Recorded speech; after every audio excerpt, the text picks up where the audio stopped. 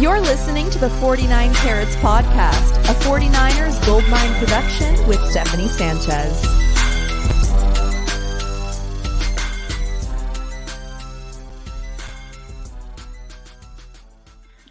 What's going on, everyone? Welcome to another edition of the 49 Carats Podcast. I'm your host, Steph. It is Monday, January 15th, the NFL playoffs, wild card round, almost over. We've got the final game, Eagles and Bucks, kicking off in about 45 minutes. And I know the tail end of Bills and Steelers is happening right now. So those of you joining us, thank you very much. But the 49ers know who they're playing, and joining me to talk about the wildly uneventful weekend of games and giving our initial thoughts of the 49ers divisional round is Weston P. Smith. Weston, how you doing, man? I could get used to that intro, Steph. The right? full name. I'm Weston into it. P. Smith. Yeah, you got to have the middle initial. I love it. I agree with you. It wasn't the most eventful.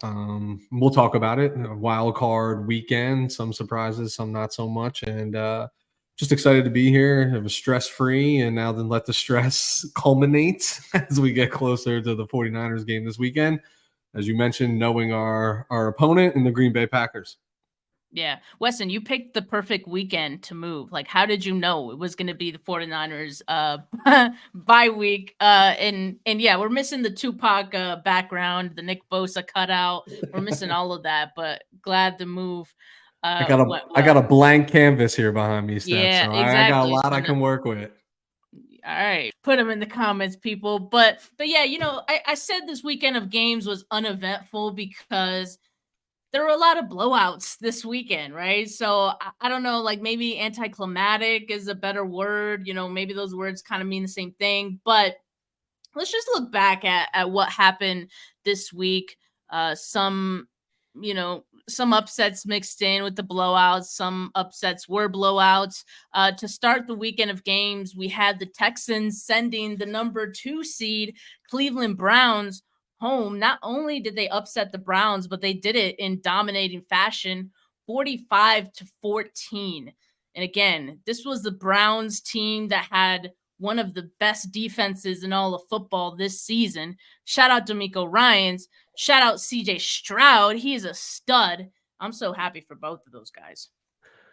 Yeah, what a wild outcome. I didn't see that one coming, Steph. I mean, I didn't, not necessarily that the Texans were able to play with the Cleveland Browns, just in the manner in which they beat them was most surprising to me, if I'm being honest. So enjoyed that game a lot. Like you said, shout out DeMeco, but by 31 and putting a 40 burger up with a rookie QB, rookie head coach, and all the things that go along with it.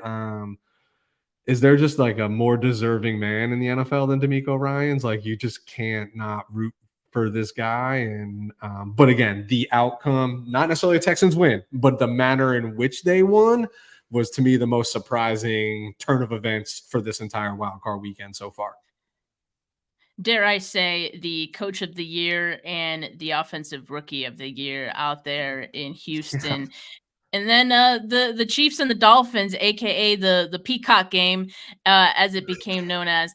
Chiefs dominated that game as well, 26-7 over Mike McDaniel's Dolphins. And in that cold, like, that was pretty much what I expected, at least, because, Miami's just not used to that kind of weather. And I got to be honest, Weston, like, I'm not buying any stock in the Chiefs this year. Their defense is legit, like, better than last year's. But to me, like, their offense doesn't move me this year. Okay. And I'm not sure that their performance against this depleted and very cold Dolphins team really told us much about the Chiefs. And I know, like, now we're eyeing that matchup against the Chiefs and the Bills next week, because that's likely what it's going to be if I'm assuming the Bills hold on to this one, right? I mean, I'm liking the Bills in that one. Just saying. Even though the scoreboard would tell you otherwise, to me, it still felt like the Chiefs were still on the struggle bus, and they were fortunate enough to have the ultimate equalizer in the National Football League, which is weather, and a team that is not even close to used to playing in those elements, having to go into those conditions. And, a Ferrari of an offense. Like we all know Ferraris don't move well in bad weather, right? Like they certainly get stuck and struggle, in the snow, etc., and depleted, right? Kansas City's used to playing into it, playing in that particular, like not that cold, right? I mean, this is like record-setting cold in some capacity, but I just thought it was going to turn out that way regardless when it came to that type of weather, especially with Miami being as banged up as they were on defense, just didn't have the pieces to even slow down a depleted Kansas City offense, which is what we've seen all season. And I agree with you. Should Buffalo hang on and they get Buffalo, I see no reason whatsoever why Buffalo doesn't win that game easily in the divisional round. And I think the game is officially over, I believe. Bills and Steelers finishing up. Last time I checked, the score was 31-17. And NFC's final wild card game, Bucks and Eagles, will be starting shortly, 15 after the hour. But Weston, was this weekend the best case scenario? Oh, wait. Sorry, I skipped over some teams. On the NFC side, obviously, we had the Lions and the Rams living up to the hype. To me, that was the best game of the weekend just because it was like the closest one, 1-point game, competitive between Matthew Stafford and Jared Goff. Not a whole lot of defense in the first half, but both teams kind of clamped down in the second half. 49ers NFC West foe gets eliminated, and I think that's a great thing. I don't want a team that knows the 49ers that well in the playoffs. Yeah, you never want to play a team 3 times, right? We've seen how that it's shaking out.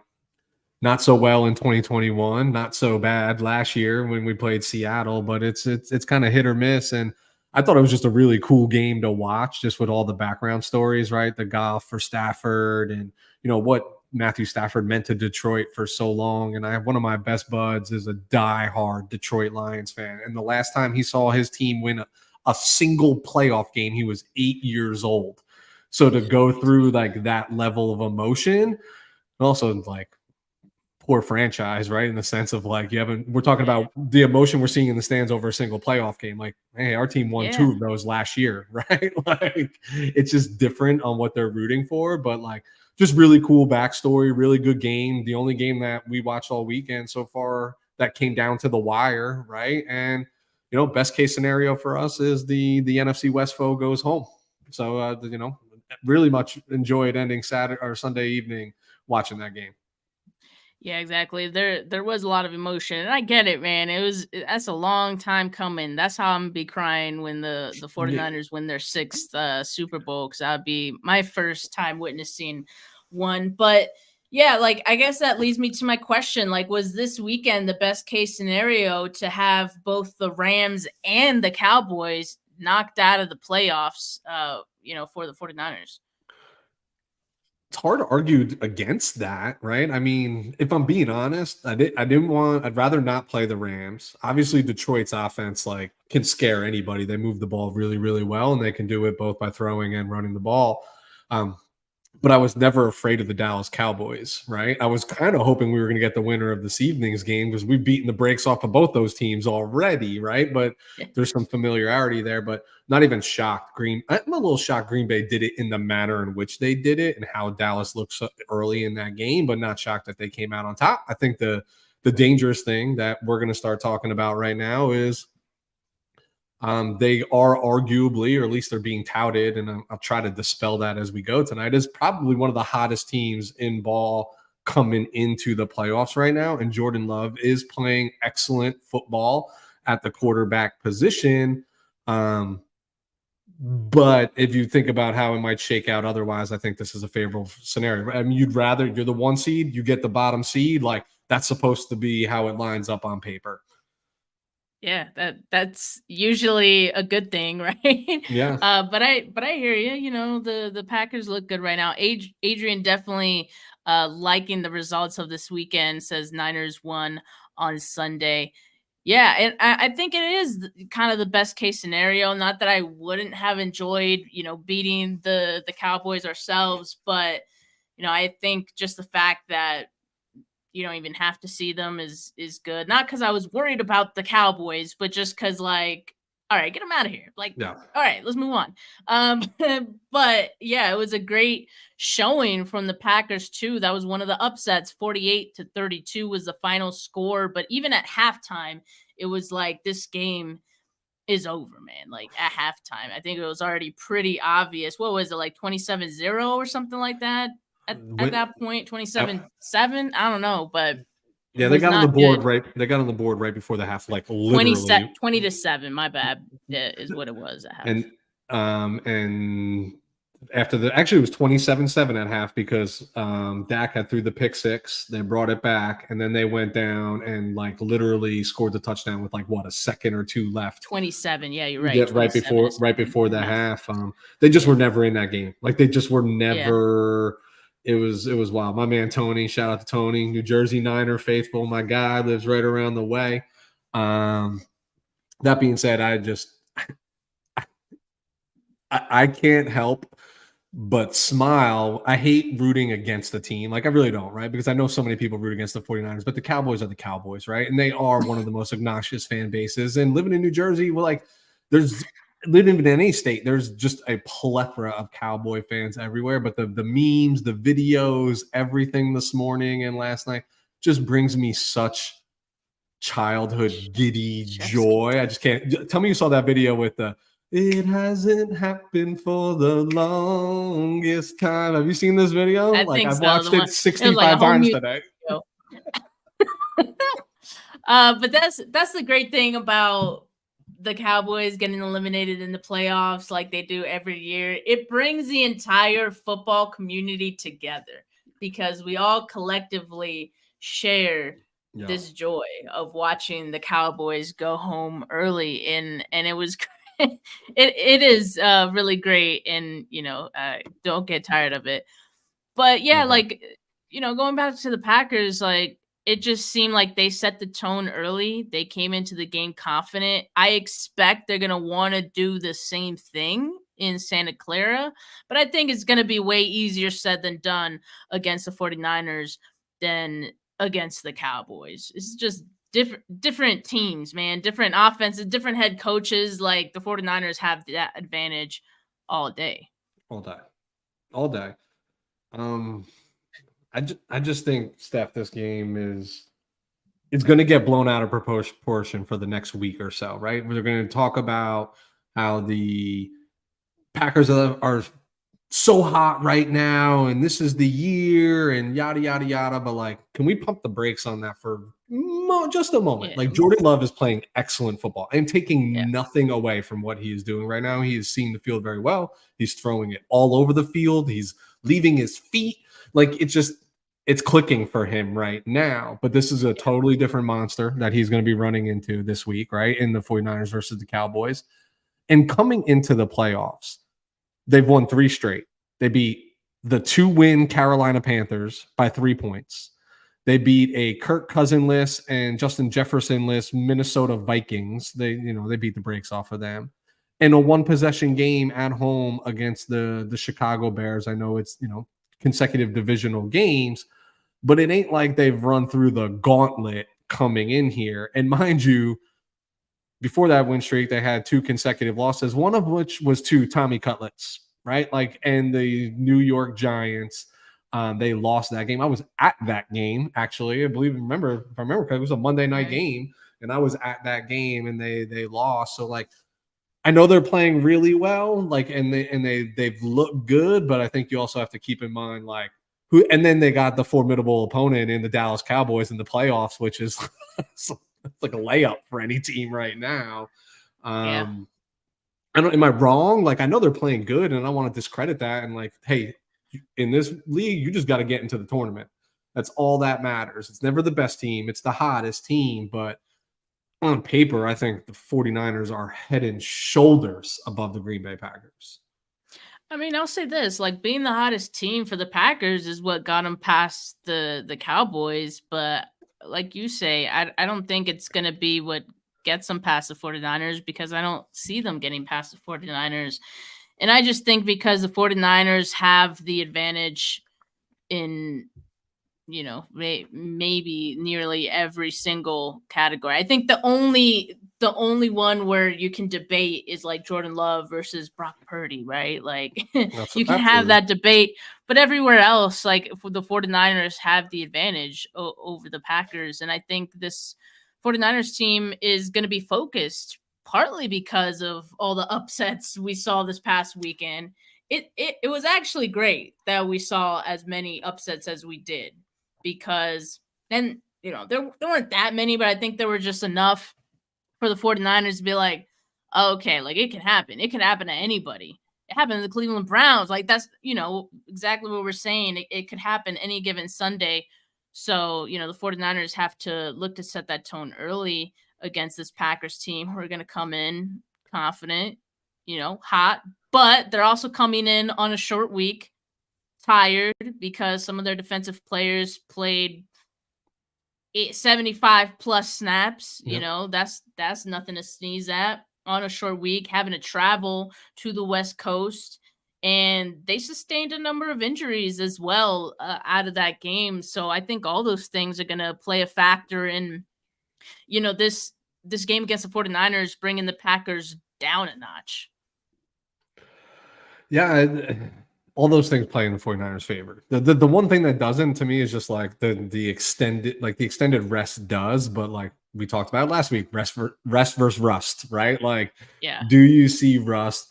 What makes the Packers dangerous is, to me, they're playing with house money, Steph, right? Like nobody thought they were going to be here, right. A bunch of nobodies lining up at wide receiver, and I don't want to call them nobodies, right? I'm sure these guys are going to, blossom into good players, a bunch of rookie tight ends running around, like just names that are not household names yet, but they're getting it done. And that makes them scary, right? Matt LaFleur desperately wanting to beat Kyle Shanahan under this new, like, in the past, if he got, would they have that one regular season win in, what was it, in 20, like week 3 in like 2020, where, Rodgers looked real good. And it they was came that down. COVID game. It was that damn COVID game. Freaking COVID game. But like you could, if he beat him, you could just be like, well, you had Aaron Rodgers, you know what I mean? Like LaFleur, like these everybody, this is the NFL. They all have egos, and he wants to win that game too. So that, to me, and I agree with you on the sentiment about how seeing a number of upsets this weekend puts the Ravens and the Niners like on upset alert. Like, hey guys, pay attention. Like, you're not just going to steamroll anybody. If you think you are, look what happened. So maybe, that eliminates the possibility of just like playing down to your competition and saying, because here's the truth. This team, Steph, is one home game win away from being in a game to go to the Super Bowl for the 4th time in 5 years. Like, that's the mission. That's the goal. Get there, win 6, like take care of business and don't fall asleep at the wheel. I think that's lack of preparation or marginalizing your opponent is to me the only thing that's probably going to cost the 49ers this week if they were to lose the game. And I don't see them doing that because like they just took out the Cowboys. Like I know we make all these jokes about the Cowboys and even, 49er players, they've had some jokes amongst each other, but still, like Cowboys being the number 2 seed, that was a good team that, the Packers just took down in that fashion. And I think what you said, Weston, like they're playing with house money, they're playing freely. Like they're playing freely and they have nothing to lose. So that in itself does make them dangerous, right? Yeah. But how much of that, like, were you surprised that their defense, which going into the playoffs, I think everyone wasn't really taking the Packers too seriously because I think we all looked at their defense as being like this big vulnerability for them. And yeah, they're not going to make it, giving up as many points as they do. And then we see them kind of lock up the Cowboys offense early. Were you kind of surprised by that? And how much of that do you think can carry over against the 49ers? An entirely different offense, mind you. I'm not surprised, but it's like, can you stack the games, right? Like, here's my question back to you, Steph. Is that really a product of Green Bay's defense, like finding their stride, or did they get an opponent that just can't help but shoot themselves in the foot every time they're in this scenario, right? You know what I mean? Like, that's what I'm trying to figure out. I don't know. Yeah. And again, I don't want to marginalize anything that the Green Bay Packers have accomplished to get to this point. Like, that is difficult enough given their roster and the struggles that they've faced. But like, if you want me to believe in you, I've said this about our own defense. If you want me to actually start talking about this defense as like a top 10 defense again, they got to stack games. They can't just show up sporadically, and this is going to be a different opponent. Like, I think based on what the Packers showed yesterday, I think the game plan against them is just run. And then when you're done running, run it some more and run it some more and just be physical and just and forgive me, I never like to curse on your channel, but beat the shit out of your opponent. Like, take their will early in this game. And I think I don't want to say they fold, but like, I think that's the recipe. You know what I mean? Like, eliminate their defense being in position to make opportune plays or big game-changing plays. Like, ride the horse that got you here. His name is Christian McCaffrey. He's now on 3 weeks rest. Like, that is arguably the most valuable player in the NFL. Like, that is your ticket to winning this football game. Yeah, and the Packers, if you look at their run defense in the regular season, they ranked 28th, and then in the last 3 games of the regular season, they ranked 2nd in that span. They were allowing just 79.3 yards. I mentioned this, on Sunday. I guess that was yesterday when I talked about the 49ers getting this matchup. And so I was a little surprised by that, like, yeah, you can look at a team's like full season stats, and that could tell you a story. But if you look at like their most recent, that could tell you another story, because it tells you like, this team is on a bit of a run here. And I'll also add that against the Cowboys, they held Tony Pollard to 15 carries and 56 yards on the ground. And I would say that that's pretty good, right? So they made the Cowboys one-dimensional. It's felt like at a certain point, the Cowboys kind of abandoned the run early, but that's because the game got out of hand for them pretty early. So I'm with you. I think Christian McCaffrey is a different beast than Tony Pollard. Tony Pollard is a good running back, but come on, like, Christian McCaffrey he's the best for a reason in the league today. So I just think it would be smart for the 49ers to give it to Christian McCaffrey in this one. Yeah, there's only one person on the planet that is naive enough to think that like Tony Pollard and Christian McCaffrey belong in the same sentence. And we watched him across Twitter and every other social media platform last night throw his entire collection of cowboy clothing into a garbage can and got defeated by the garbage can, right? Like, nobody believes that in any capacity. And then when they size up and they want to take away that trick, then, Debo, Ayuk, Kittle, like, it just feels like it could be a big game for all of them. I think honestly, that's how I said, offensively, this game goes through Christian McCaffrey. Defensively, I'm not even sure this game goes through the pass rush, because Jordan Love has been very good at getting that ball out quickly. And I think Matt LaFleur will have plays designs that are designed to get out quickly. This is going to be about Diamador Lenore and Charvarius Ward, keeping the ball in front of them and not letting these rookie and second round wide receivers getting behind them, because those chunk plays change games. And if you can hold them out of the end zone and you can hold them to 3, you'll win the football game. Yeah, and you saw against the Cowboys, like the Packers, that's how they move the ball. Like, you saw Aaron Jones get his 3 touchdowns, like at 2, like early in the game. But it was because of those chunk plays that they even got in position for Aaron Jones. It's not that they were really running the ball and having success with that. It was just, Jordan Love getting those deep throws down the field, and it was working for them. So, yeah, I'm with you. I think the 49ers, the defense is going to get tested, because Jordan Love's throwing some balls out there that it's like, man, how do you even defend that? He's throwing into tight windows. So there's going to be a few of those in this game, and we're going to be like, oh, wow. Again, how do you defend that?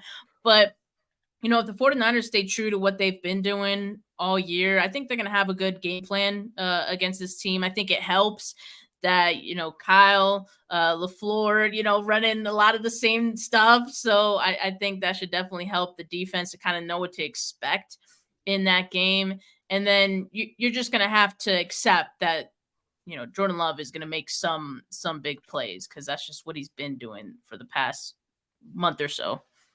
Yeah, I think details really matter in when you're talking about like defensive linemen and responsibility and things of that nature, because I've watched, a couple of Love's tapes over the last few weeks, or I shouldn't watch the tapes. I've gone back and watched some of the film and watch him throw the ball, and not too dissimilar for like, I'm not comparing their throwing, their trajectory and velocity and things of that nature, but they're really good at throwing the second and third layer, like over the middle. So if you're Fred Warner, you might think you're deep enough, but you're not, you know what I mean? So like it is execution of the details and the small things. And I'm sure this is Steve Wilks is going to be in their ears. Like, hey, if the responsibility is have your heels at 12 yards, be at 12 yards. Don't be at 11 and a half and give this guy a window. And he's going to take shots. He's going to take chances, right? We talked about house money. He's going to take a chance.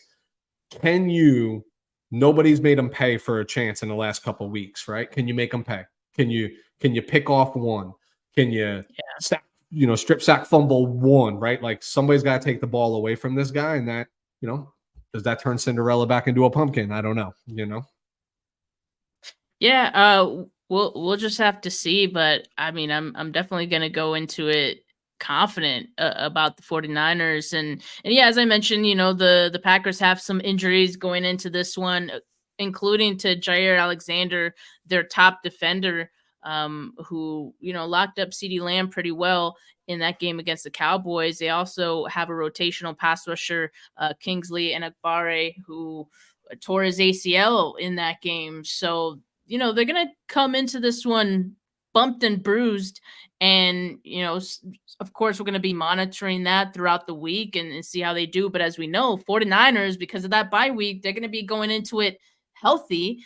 Eric Armstead should be back. Let's see how the defensive line looks with him back in the fold. I'm excited for that because I think it's been a minute since we've seen Armstead in there, that we kind of forgot what this defensive line looks like with him in it. And I'm just excited because I feel like it's a completely different look when he's in there. Yeah, I think I would expect limited reps. I think they have the eye on the prize, right? Like, hey, let's get over this one. Rather have you really healthy for the NFC Championship game. Let's see how the foot holds up under 15, maybe 20 reps in this game. I would not expect more. I'm actually really excited to see if third and Juwan gets back in the mix. I know that concussion's been lingering for him, which is never like a good thing, but I just felt like the offense missed him a little bit, right? When you think about like sustaining drives, he just did those things for you, right? Like just a third down catch here or there, and you felt like you can always count on him. But hey, converting that third down means Christian McCaffrey gets 2 more touches on this possession, right? And what can that equate to, right? It just, those things add up, and that piece has been, Ronnie Bell certainly wasn't filling that void, right? We had there was nobody really filling that.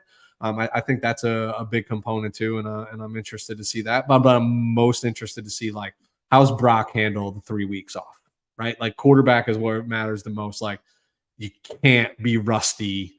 He can't be rusty, or it could all go down. Well, good news is you have Christian McCaffrey behind you, so it doesn't look good on the first that's why row. That's why I think it's so important for the 49ers to go in there and ease him back in to the swing of things. Like, you don't need to go out there and start like the throwing downfield, and I think it's important for Brock to know that too. Like, hey, just take what the defense gives you early in this game. Don't try to do too much. Like, you haven't played in several weeks now. Just take whatever you can get. And then as the game goes on and you start feeling it and you start getting back into your groove, then you start seeing what you're more comfortable with as the game goes on. But I think that's part of the reason why I think it'll be important to establish the run early. That way there isn't a lot of pressure on Brock Purdy to, be perfect and to be like completely have the rust off of him right off the bat. Because I think you're right. Like there is something to that. And that's part of the reason Steve Young, when he heard that Brock Purdy was going to be resting in that Week 18 game, he didn't love it. But the way that Kyle Shanahan practices too is a big part of that.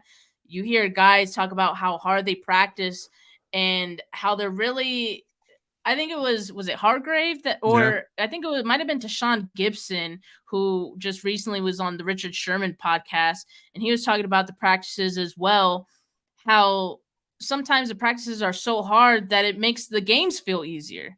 And so if I know anything about Kyle Shanahan, that's exactly how he's been handling practice this past week and probably this week as well, because he wants guys to be ready and to have that, like, mentality going into it and not deal with that rust. So that's going to be big for Brock. I know he's getting his reps in throughout these last 2 weeks, so I'm not too worried about that, but obviously establishing the run game is going to be important.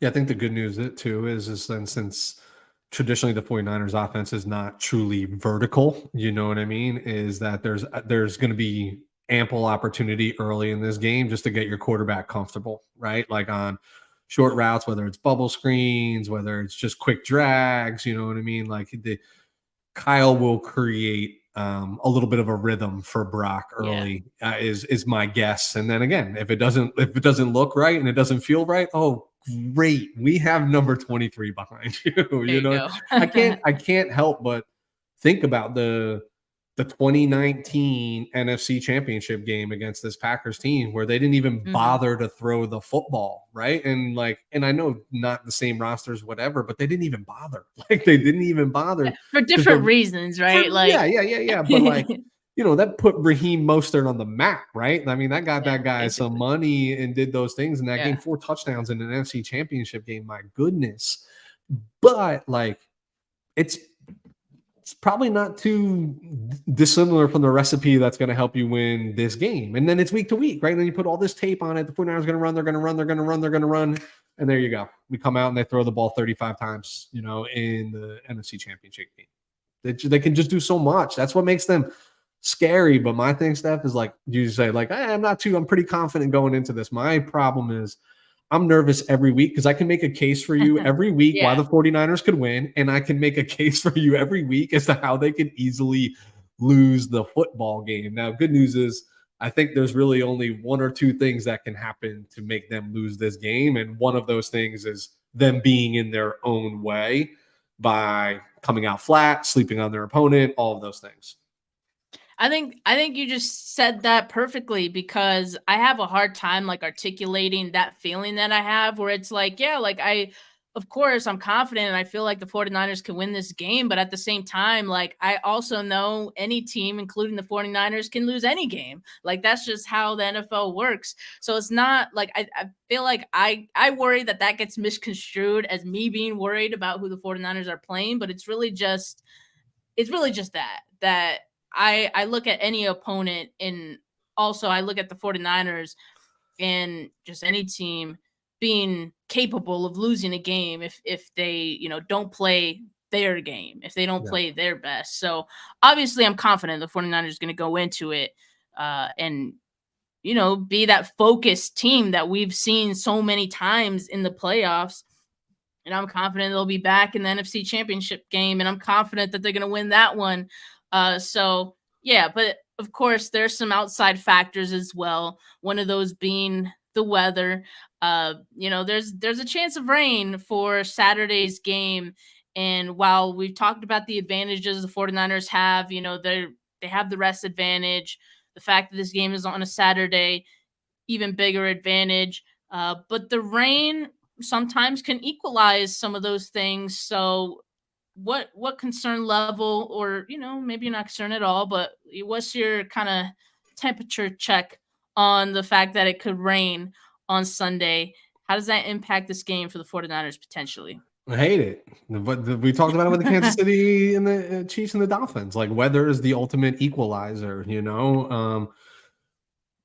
given all things 65 degrees, sunny out, typical California weather this time of year in the Bay, maybe mid-50s. Like, I think the 49ers steamroll this team, but rain, you can't predict how that ball is going to bounce in these conditions. Now, I would say if the rain was looking like it would be an issue, like it's raining heavy and frequently throughout the game, good news is, like, I keep going back to we have Christian McCaffrey back there, who I trust with the ball in his hands more than probably anybody in the National Football League, to not fumble and not do those things.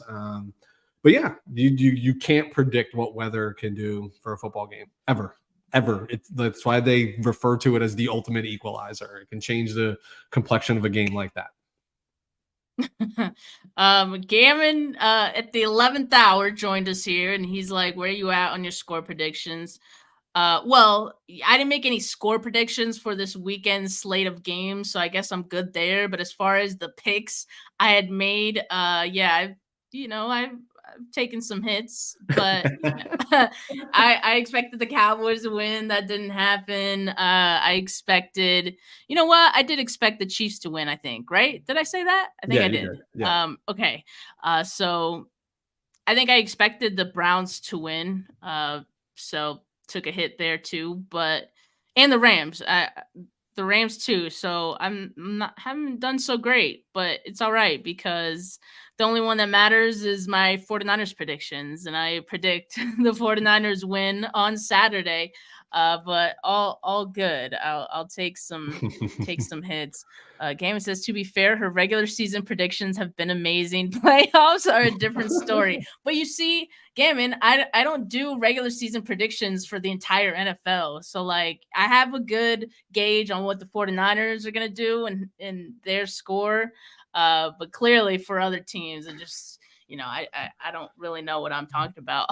you don't follow them every day. You don't talk about them every day. So it's a different scenario. But Gammon, appreciate you holding me accountable.